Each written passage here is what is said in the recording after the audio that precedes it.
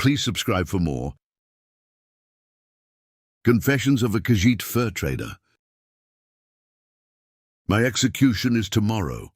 The turnkey asks what I'd like for my last meal. Bring me paper, I say, a quill and a candle. Perhaps the Jarl would like a confession. I would rather pass the time. When my father's harem burned down and our family fortune was lost to the ashes, my brother and I set to begging in the gutters of elsewhere. I will never forget the first time we stole a traveller's purse. It was almost by accident. Just a slip of the claw and the pouch fell into our hands. We ate like kings that night. We slept in a warm bed for the first time in months. Soon after, my brother and I took up the knife. The gang we joined treated us as the dirty orphans we were. We robbed, we scammed, we cut and ran, and years of debauchery and hard living took their toll. I lost half my left ear in a knife fight with a blind, drunk Argonian. I wanted to give up, but my brother, he dreamed bigger, better. My brother wanted to make it to Cyrodiil and become legit merchants. We had a plan. One final heist of a northbound caravan said to be filled with jewels. Something went wrong. My brother could not stop the horses on time, and I stood helplessly by and watched the wagon plummet over a cliff. But as I picked through the wreckage, my devastation turned to excitement. There were no jewels, but there were plenty of luxurious wolf pelts, hawker tusks, and mammoth hides, more than enough to buy my way to Cyrodiil. I'd follow in the footsteps of so many of my kind, a traveling merchant, someone with a respectable profession. I had all the furs bundled in my pack when I saw my brother's broken body.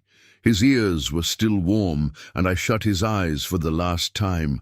This was his dream, and he would want me to go. But what I wanted, well, the caravan guards were coming.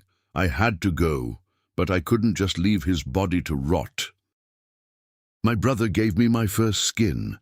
It was to be a memento, but in the darkness of the fence's cabin, the coin hit my hand heavy. Then she looked at my brother's pelt and offered 3 times the amount of any other fur. Disgust caught in my throat, but did not live very long. I realized the cost of such a forbidden luxury, the value, the demand, the respect. This is what I wanted. It became easier. A dark alley, a gag in one hand and a quick slice across the throat. Gently hold the body as it bleeds. I became faster, my cuts precise and fluid. I peeled the skin with one motion and kept the merchandise pristine in one piece. I became rich.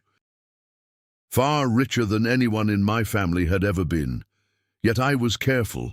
My stronghold was well hidden and practically impenetrable. I hired the men that used to employ me. We moved frequently on less traveled roads when we hunted in the wild. We stalked the back alleys we used to sleep in when we hunted in the city. I grew so rich that I no longer needed to dirty my own hands. Patchwork-colored furs fetched the best price among the Bosma. Argonians preferred the pelts completely skinned and tanned. Orcs prized the thick, waterproof leather of the Argonians. Humans most often bore tails and ears. I had to employ an alchemist and a master craftsman for a couple odd requests, but I didn't ask questions when the gold piled up. And now I'm a prisoner. Maybe I became careless. Maybe I let too many secrets slip between the sheets. The raid of my fortress was a massacre. They took me alive, barely. That was their mistake. My enemies should have killed me when they had the chance. I have one lockpick, and the northern wall of my cell is weak from disrepair. My head shall not roll tomorrow. I'm not finished with the trade. There will always be buyers. Someday I will sell my own skin for a king's ransom, as my name is legend, and yours shall rot in the gutters with your bones. Signed, The Fur Trader. The End.